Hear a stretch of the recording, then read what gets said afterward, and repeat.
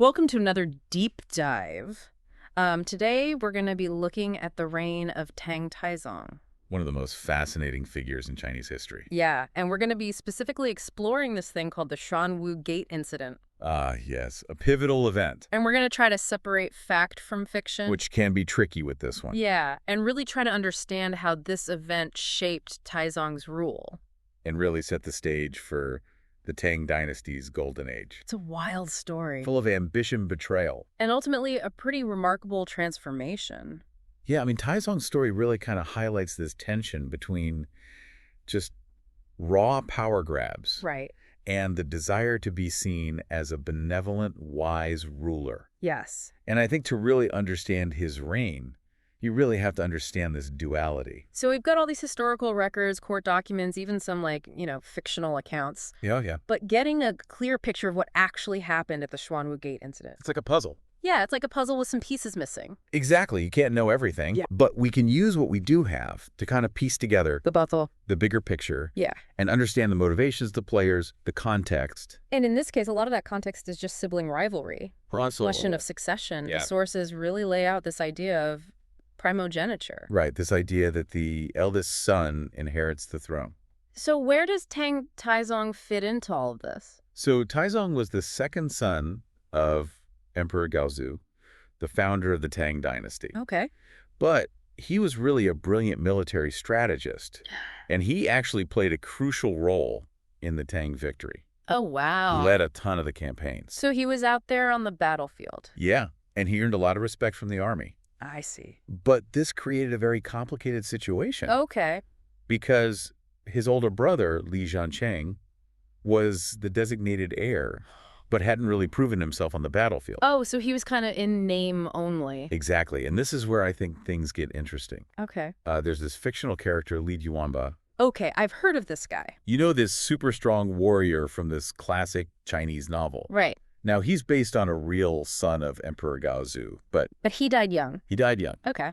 And the reality was very different from this fictional character. Yep. But it really gets you thinking about, how these larger-than-life stories in fiction get intertwined. Yeah. But even with that core issue remains. You have this very capable, ambitious younger brother. Versus the rightful heir who hasn't necessarily earned his stripes. And this is where we get that tension, that cloak and dagger feel. Oh, for sure. Both Li Jiancheng and Taizong were building up their own armies. Oh, yeah. There were accusations of treason. It's flying back and forth. And then you have Emperor Gaozu. Right in the middle. Stuck trying to appease both sides. Yeah, and I think that's where things get really complicated. Okay. There was this incident with a general named Yang Wengen. Okay. And Taizong was promised the throne if he dealt with this rebellion. But Jiancheng pleaded forgiveness, and everything just went back to square one. Wow. So much drama. Right. And I think this moment highlights Emperor Gaozu's role. Okay. He's trying to keep the peace. Yeah. But he might have actually inadvertently fueled the rivalry. So almost like he underestimated Taizong's ambition. Yeah. Which ultimately led to the violence of the Xuanwu Gate. Right. It's like this pressure cooker. Yes. The sources suggest that Jiancheng and another brother, Li Yuanji. Oh, right. There were 3 of them. Yeah, they were actually plotting to eliminate Taizong's key supporters. Oh, wow. And that was it for Taizong. That was the last straw. The last straw he had to act quickly. This must have been a terrifying time. Imagine you're in the capital. Right. It's a tense morning. Okay. Taizong and his men, they lay in ambush at the Xuanwu Gate. Oh, wow. As Jiancheng and Yuanji arrive. Right. They walk straight into this trap. So Taizong basically launches a preemptive strike. Exactly. He personally shoots Jiancheng with an arrow. Oh, wow. Yuanji tries to fight back. Yeah. But one of Taizong's generals, Yu Jingde, intervenes and kills him too. And so that's the end. That was the end of it. Wow. And it was brutal. Yeah. But it prevented further bloodshed. So what about Emperor Gaozu? He felt betrayed. Yeah, I can imagine. The sources use this phrase, tu su zi hu, to describe his feeling. Okay, what does that mean? It means he felt misled. Oh. Like the mother who doubted her son's innocence in the classic story. Right. He never anticipated this level of violence from his sons. And so after all this bloodshed, Taizong becomes emperor. And he begins his famous Zhenguan Era. But we talked earlier about this not actually being the most prosperous time. Yeah, there's this misconception about the Zhenguan Era. It was Okay. very important. Yeah. But it was more about consolidation. Okay. Think of it like a foundation for this giant skyscraper of success. Right. He focused on strengthening the base so that later rulers could really build higher. So it's like after seizing power in this violent way, He then embarks on this period of stability and growth. it's quite a turnaround. It is, and that's, I think, what makes this reign so fascinating. It's Yeah. almost Shakespearean, this transformation. From ruthless prince to wise emperor. Exactly. Yeah. He embraces Confucian values. He becomes receptive to criticism. He even fosters a culture of open debate in his court. But there's this detail that kind of struck me Oh, yeah. about Taizong taking his deceased brother's concubine as his own. Right? Is that kind of challenging this image of him as this reformed ruler? I think that's an excellent point. Yeah. It's a stark reminder Yeah. that beneath this kind of veneer of a wise ruler, Right. there was still this ruthlessness. Yeah. I think it's important to remember that historical figures are complex. Yeah. They have flaws and contradictions. Yeah, but was this transformation genuine, or was this a calculated political strategy? It's probably a bit of both. Okay. I mean, he was a very shrewd politician. Yes. He understood that good governance was really key to legitimizing his rule. Yeah. And by embracing these Confucian ideals and promoting stability, he really solidified his position and created a more favorable image. There's that famous story about Wei Zheng, Taizong's advisor. Oh, yes. He was known for being brutally honest. It takes a lot of confidence to allow that in your inner circle. It really speaks to their dynamic. Yeah. Taizong valued Wei Zheng's honesty. Even when it was hard to hear. Even when it was difficult, he knew that having advisors that would challenge his assumptions was key to good decision-making. So we've got this reformed emperor embracing good governance, open dialogue. How does this connect to the imperial examination system? That's a crucial connection. Yeah. Taizong understood that he needed a skilled bureaucracy, Okay. and the imperial examination system, while it started in the previous dynasty. It was really enhanced under his rule. Exactly. Yeah. It allowed talented individuals from all different backgrounds to rise through the ranks, Based on their abilities. not just their family connections. So this wasn't just about fairness? No, it was also a very smart political move. Okay. How so?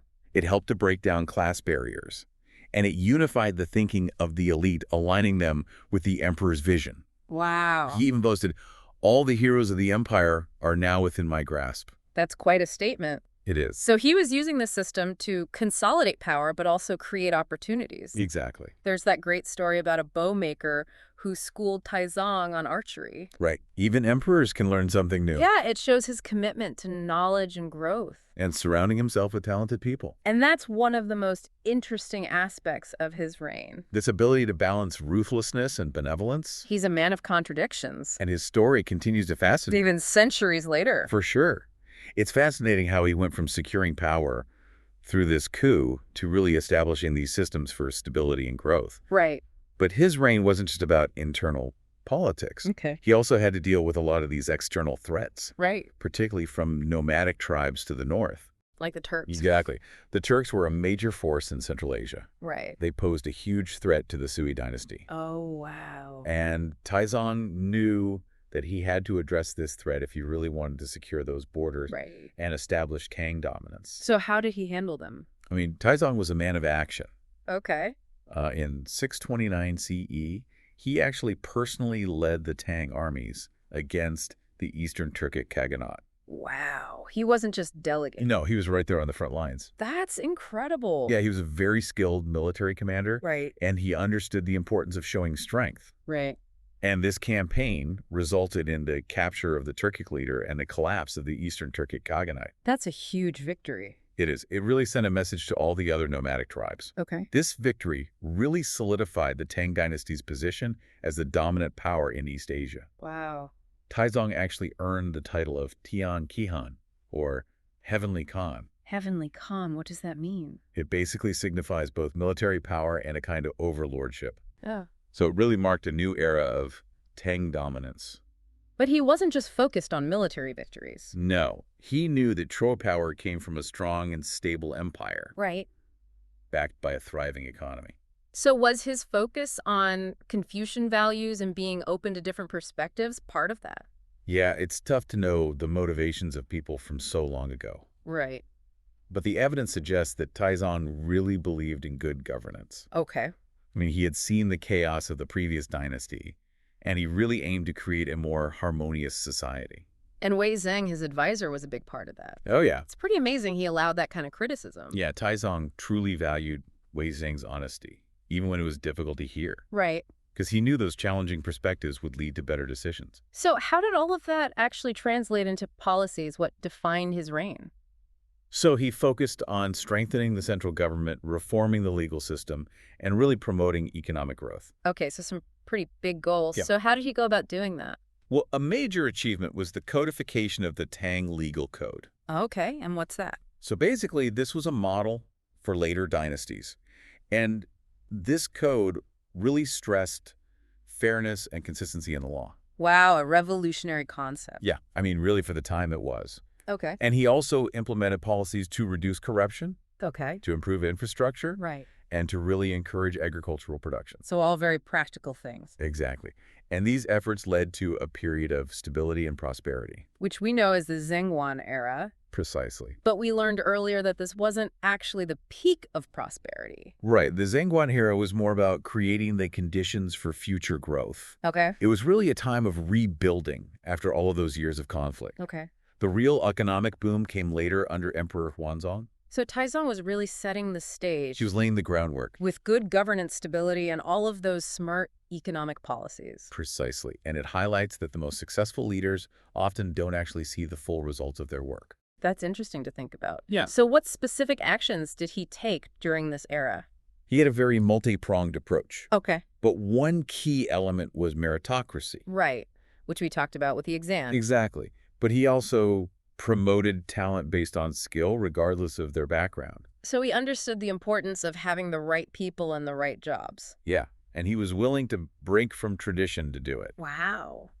He was also a big advocate for education. Okay. And he expanded the Imperial University Right. and promoted the study of Confucian classics. Investing in the future. He saw education as a way to cultivate a very capable ruling class. That's smart. And it wasn't just about intellectual pursuits either. Okay. He really encouraged practical skills like agriculture, engineering, medicine. So he really had a plan. He did. He wanted a very well-rounded workforce. This all seems very in line with the Confucian ideals that he embraced. Right, this idea of a harmonious society where everyone contributes. Yes. Confucianism values order, hierarchy, and virtue. Right. And Taizong really believed that these principles were key to a stable and prosperous society. So more than just talking the talk, he really integrated those ideals into society. Exactly. And this wasn't just about ideology either. Okay. He was a pragmatist. Right. He knew that a society that shared values would be more cohesive. And less prone to conflict. Precisely. So he was creating this cultural unity alongside the political and economic stability. Right. He understood that culture was a powerful tool to unify the empire and really bolster his authority. Okay. He wasn't just focused on Confucianism, though. Oh, okay. He also promoted Buddhism and Taoism. So he was pretty tolerant. He was. He really recognized the importance of religious tolerance. It seems like he used all of the tools available to him. He was a brilliant strategist in so many ways. A complex and multifaceted figure. He was. And while he definitely had his flaws, Right. he was without a doubt one of the most successful rulers in Chinese history. His reign really laid the foundation for a golden age. It's pretty incredible to think that it all started with this brutal power grab. It really makes you think about the nature of power and the compromises that people make Absolutely. to get it and to keep it. So we've talked about his conquests, his focus on good governance, his Confucian values, Right. and his role in setting up the Tang Dynasty's golden age. Right. Is there anything else about his reign that we can learn about? There are some really intriguing details about Taizong's relationship with the arts and culture. Okay, let's talk about that. Yeah, it's easy to kind of focus on the politics of wars. Right. But the Tang Dynasty was also this time of incredible cultural growth. Oh, absolutely. And Taizong was really key to creating this environment. Okay. He commissioned all of these grand palaces, temples. Right. He supported these famous poets, calligraphers. Right. He even had these really elaborate court performances Oh, wow. with music and dance from all over the empire. It seems like he knew that art and culture were these really powerful symbols Oh, for sure. of imperial power. Of prestige and sophistication. Right. He was a master of symbolism and propaganda. He really knew how to use it. Yeah, to create this image of strength and cultural refinement. It's amazing how he balanced all these different parts of himself. Right. This ruthless A warrior. pragmatic politician, Right. the patron of the arts. A truly fascinating guy. He was a man of contradictions. That's for sure. But that's what makes him so interesting. He really embodies all of the complexities of power Yeah. and the challenges of leadership. Did you know that he actually collected calligraphy himself?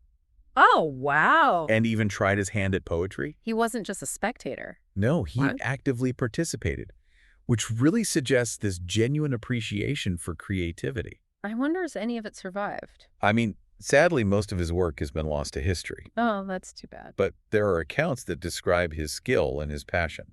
It's kind of cool to imagine what treasures might still be out there. That's part of the mystery of history, Right. but I think even without seeing those pieces, We can still understand his impact exactly, his reign was this turning point. in artistic expression. Yeah, and he really set a standard that would influence generations to come. So he wasn't just a successful emperor. He was also a cultural influencer.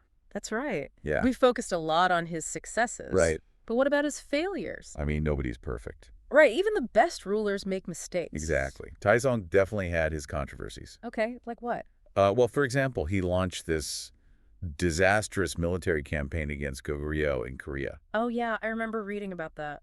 It really drained the treasury and weakened the army. It's surprising that such a brilliant military strategist could get it so wrong. It happens. It just shows that even the best leaders can be swayed by ambition and overconfidence. Right. In that case, his desire for expansion really led to a costly and pointless campaign. So, what other mistakes did he make? Well, despite his emphasis on meritocracy, he wasn't always good at choosing the right people. There were definitely instances of corruption and incompetence. Which undermine his effort. Exactly. Yeah. And it's this constant challenge for any leader. Yeah. Building a good government requires more than good intentions. Right. It takes planning and vigilance and being willing to hold people accountable. So he may be remembered as one of China's greatest emperors. Right. But he definitely had his flaws. Absolutely. Yeah. But I think acknowledging those flaws doesn't take away from his achievements. It makes him more human. Exactly. It makes him more relatable. It reminds us that history is complicated. It is. Even the most successful leaders are shaped by their time. For sure. I want to kind of shift gears a bit. Okay. I'm curious to learn more about the man behind the emperor. Okay. What do the sources say about his personality, Yeah. his relationships, Okay. his inner circle? He's described as being very intelligent, ambitious, and driven. Okay. He was also known for being charismatic Okay. and for being able to connect with people from all walks of life. Mm. Remember the story of the bowmaker? Yeah. It really demonstrates his humility Yeah. and his willingness to learn. Even from people of lower social status. Exactly. And I think that openness is pretty rare in a ruler. I think so too. And it probably served him well. Right. And speaking of relationships, we can't forget Empress Zhangsun. Right. She was more than just his wife. Yeah, she was a trusted advisor and a very powerful figure. Okay. She came from a very prominent family, Okay. and she was known for being very intelligent, very graceful, and for having this strong moral compass. Oh, wow. She's a devout Buddhist, Okay. and it's believed that she influenced his religious tolerance. So she shaped his personal beliefs, but also how he governed. Absolutely. She's a constant source of counsel and support. Okay. She encouraged him to be a just and compassionate ruler. Right. Remember when she congratulated him for having Wei Zhang as an advisor? Yeah. It shows how politically savvy she was. That's really interesting. She's a true force. Behind the throne. Yeah, her influence on Taizong's reign was significant. It really highlights the importance of having strong, intelligent women in positions of power. Absolutely. Okay. Sadly, Empress Zhangsun died pretty young Oh, wow. in 636 CE, Okay. and Taizong was devastated. Yeah, I can imagine. It really speaks to their connection Yeah. and her impact on him. So as we're wrapping up this deep dive into Tang Taizong, Yeah. what do you think is his most important legacy? That's a really good question. Yes. I mean, he accomplished so much. Yeah. But I think what's most important is this idea of wise and benevolent leadership. Okay. He showed that power and compassion aren't mutually exclusive. Okay. Ambition doesn't have to lead to tyranny. Yeah, that's an important message. It is. Especially these days, Yeah. where we see so much power kind of linked to ruthlessness. Exactly. Mm-hmm. Taizong's story reminds us that real leadership is about serving people, not just ruling them. Right. It's about creating a society that works for everyone. And it's pretty amazing he was able to accomplish all of this Yeah. after coming to power in such a brutal way. It really does make you think about the power to change Right. and the possibility of redemption. Absolutely. His story shows that people can change and grow, Yes. and that even flawed individuals can do great things. We've covered so much today. We have. Battles, court intrigue, political strategy, relationships. It's been a fascinating look at this emperor. For sure. I hope our listeners have enjoyed this deep dive into the world of Tang Taizong. Me too. To wrap up, I want to leave everyone with something to think about. Okay. You know, we saw how Tang Taizong transformed from this ruthless prince to this wise and benevolent emperor. Right. But can you really change without a real change of heart? That's the question, isn't it? Or is it all just strategy? Yeah. Self-interest. Uh, It's something to consider as we think about power, right. leadership. And the human condition. Thanks for joining us, and we'll see you next time. Thanks, everyone.